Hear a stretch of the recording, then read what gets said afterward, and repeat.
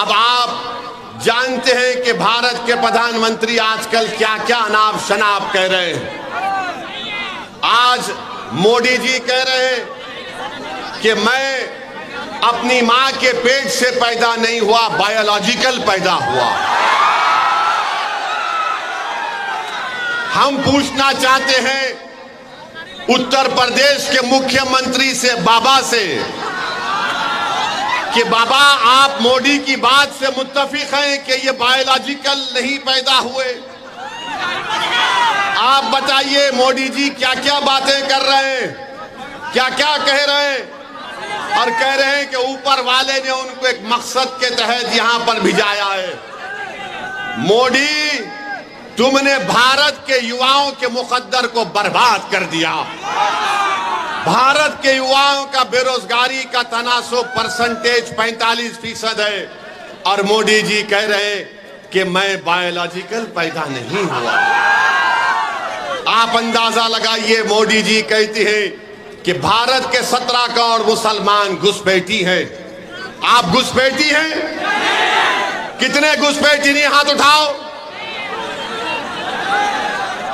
मोदी जी बोल रहे हैं कि घुसपैठी है, और मोदी जी बोलते हैं कि मुस्लिम महिलाएं ज्यादा बच्चे पैदा कर रही हैं। मोदी जी, आप भूल गए कि आपके पप्पा ने 6 बच्चों को पैदा किया था। अमित शाह की 6 बहनें हैं, और आरएसएस वाले जो जिंदगी में शादी नहीं करते या करते नहीं मालूम, उनकी जिंदगी जरा गड़बड़ रहती है। गोलवालकर के 11 भाई बहन थे, और आज मोदी जी बोलते हैं कि बच्चे ज्यादा पैदा कर रहे हैं। मोदी जी कहते हैं कि जुमे के दिन झारखंड में छुट्टी दी जा रही है, संडे ईसाइयों का दिन है। अब क्या मुसलमान हिंदू और ईसाई से लड़ेंगे? मोदी जी, हमारी लड़ाई किसी से नहीं है, ना हिंदू भाइयों से है, ना ईसाइयों से है, ना किसी से है।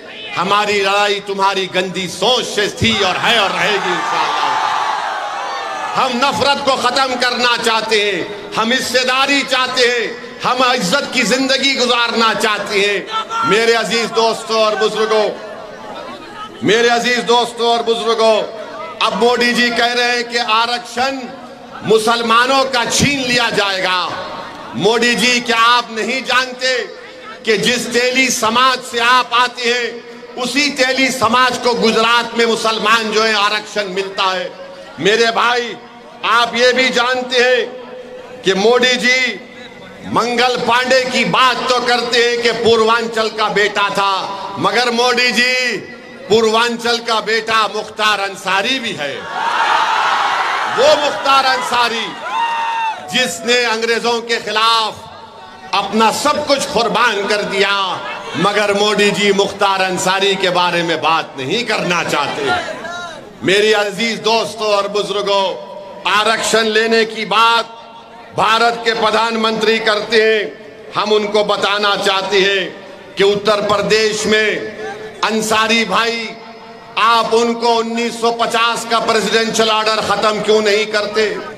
अंसारियों को रिजर्व आरक्षण मिलता है, काश्तकार को मिलता है, कसाब को मिलता है, कुरैशी को मिलता है, चाक को मिलता है, तेली मकीक को मिलता है, दर्जी को, इदरीसी को, मोची को, मोइन को, अंसार को, मंसूरी को, मुस्लिम कायस को, सबको मिलता है।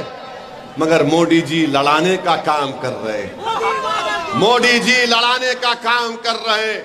मोदी जी, अब बस करो। कितना लड़ाओगे, कितना नफरत को आम करोगे? आज देश की जनता परेशान है, किसान परेशान है, घर की माँ और बहनें परेशान है महंगाई से। तो अपनी नाकामियों को छुपाने के लिए नरेंद्र मोदी आज हिंदू मुस्लिम की नफरत की राजनीति कर रहे हैं। इस नफरत की राजनीति को अगर कोई खत्म कर सकता है तो पीडीएम कर सकता है। अखिलेश यादव सिर्फ परिवारवाद की सियासत करेंगे। अखिलेश यादव सिर्फ एक ही वाई की सियासत करते हैं। नाम तो लेते हैं एम वाई का, मगर पूरी राजनीति करते हैं वाई के नाम पर। मेरी आपसे गुजारिश है कि मुल्क के हालात बड़े गहरे हैं, खतरनाक भी हैं, और आप मोदी की फॉरेन पॉलिसी देखिए कि नेपाल एक मुल्क है, नेपाल, जिसने अपनी करेंसी की नोट छापी। उस करेंसी की नोट में उसने भारत के इलाकों को यह शामिल कर लिया है, कह करके नेपाल का हिस्सा है।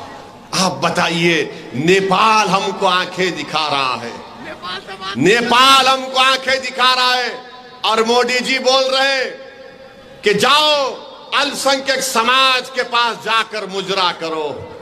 मोदी जी, नेपाल आंखें दिखा रहा है, आप क्या भांगड़ा कर रहे थे नेपाल के सामने? चीन हमारी 2000 स्क्वायर किलोमीटर पर कब्जा कर कर बैठ गया। मोदी जी, क्या आप ब्रेक डांस कर रहे थे? मोदी जी, ये आपके गौरक्षक गाय का नाम लेकर क्या क्या नहीं कर देते हैं? क्या आप उनके साथ भरतनाट्यम कर रहे थे? तो दिखाने के लिए मोदी के पास कुछ नहीं है और बोलते हैं ताला लग जाएगा मंदिर को। अरे मोदी जी, तुमने तो पूरे देश के गरीबों को चंद घंटे का टाइम दिया और पूरे देश को लॉकडाउन कर दिया था।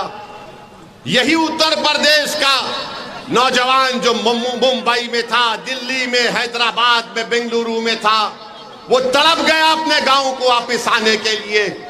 तुमने ट्रेन को बंद कर दिया, तुमने हर चीज को बंद कर दिया। आज तुम ताले लगाने की बात करते हो। 500 और 1000 की नोट तुमने गायब कर दी, तो कितने छोटे कारखाने आज बंद पड़ गए।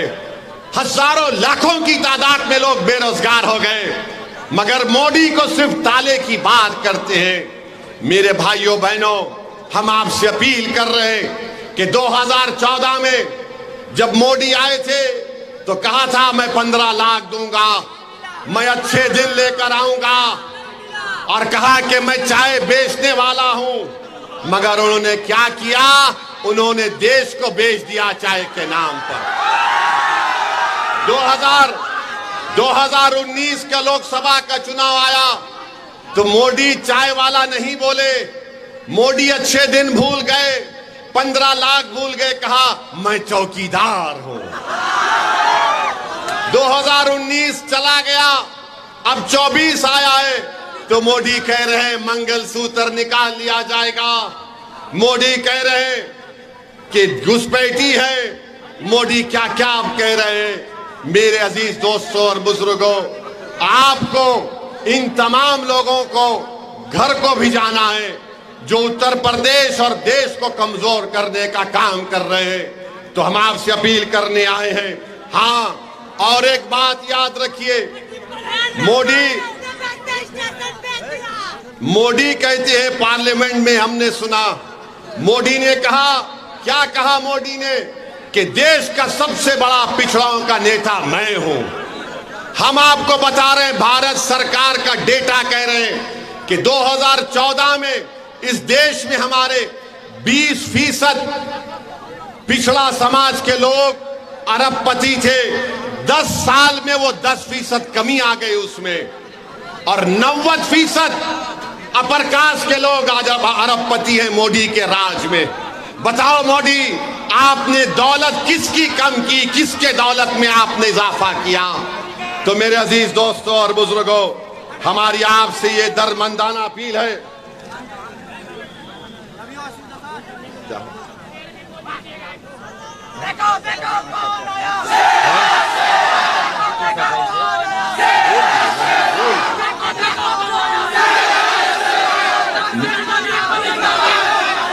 तो मेरी आपसे एक गुजारिश है कि 1 तारीख के दिन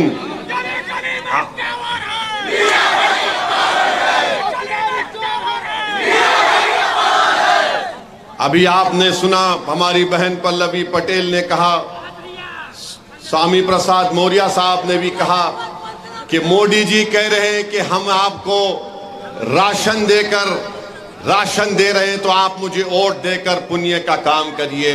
मोदी जी, ये देश तुमको 2 मर्तबा प्रधानमंत्री बनाकर तुमको दान दिया है। तुम मान सम्मान करो गरीबों का। आप अहंकार का शिकार हो चुके हैं और गरीबों की गुर्बत का मजाक उड़ाने का काम कर रहे हैं। बहरहाल मेरे अजीज दोस्तों और बुजुर्गों, मैं आपका शुक्रिया भी अदा करता हूं कि 2022 के विधानसभा के चुनाव में इस विधानसभा से आपने एमआईएम पार्टी के उम्मीदवार को भी वोट दिया। आपका बहुत बहुत शुक्रिया। मगर 1 तारीख को आप क्या करेंगे, किसको वोट देंगे, बताइए हमको। गन्ना किसान के निशान पर वोट लगाएंगे?